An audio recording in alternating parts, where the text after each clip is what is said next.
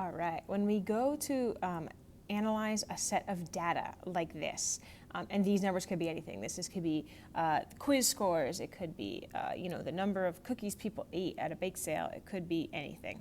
Okay, and what we do is we have a lot of different ways that we can analyze this value, and we're going to get into analyzing it, but first let's understand what each of these pieces mean that helps us analyze it. So first, the mean.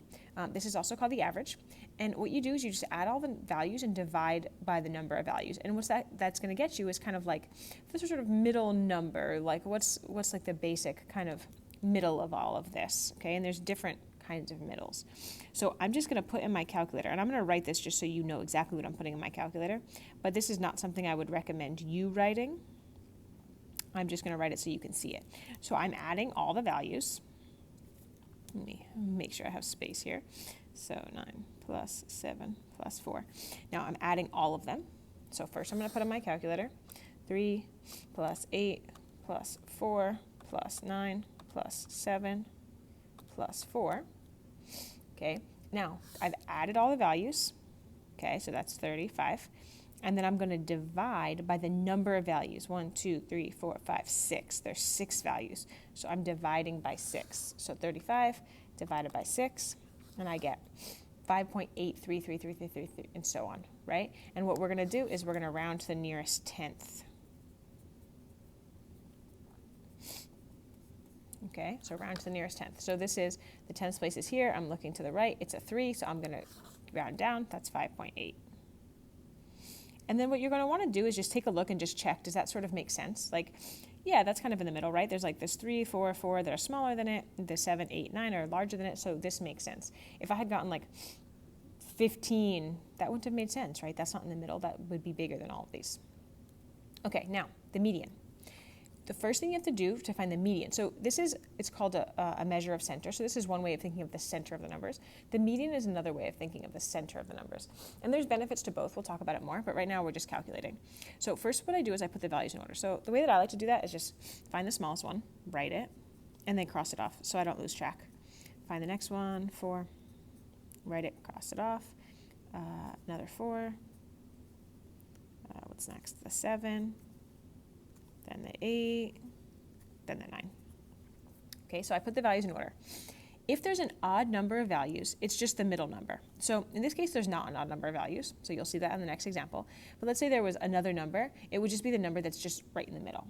Now, in this case, there's an even number of values. So like you can see right in the middle, like here's the first value and the last value, next value and the next value. So these two values are in the middle.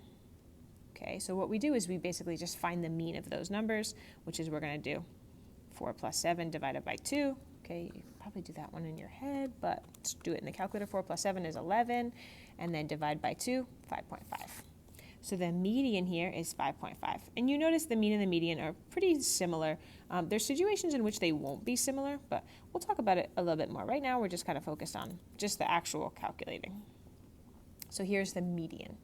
Okay, this is also called the second quartile. So quartiles, we're going to talk about more in the next video, but quartiles divide the data into quarters. So here, this data is halfway through, right? So it's going to be, there's like 2 quarters below it and there's 2 quarters above it. Okay, the mode. The mode is the most common value. There can be no mode or multiple modes. So here, I look, are there any repeated values? Yeah, there's a 4 and a 4. So the mode here is 4. There's no other repeated values. Let's say there was another 9, then there would be 2 modes. I would write 4, 9. Let's say this was just like 2, 3, 4, and 7, 8, 9. Then I would just write no mode. There's no number that's more common than any other number. The minimum is the smallest value. So in this case, 3 is the smallest value, and the maximum is the largest value. In this case, 9 is the largest value.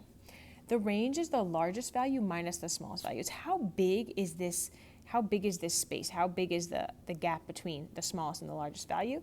And so it's just the maximum minus the minimum. So I would just do 9 minus 3, I would get 6. Okay, let's do it one more time. Notice I'm not doing this yet. That's going to come next. I'm going to do all of this one more time just so you can see it, and then we'll go from there. All right, so the mean.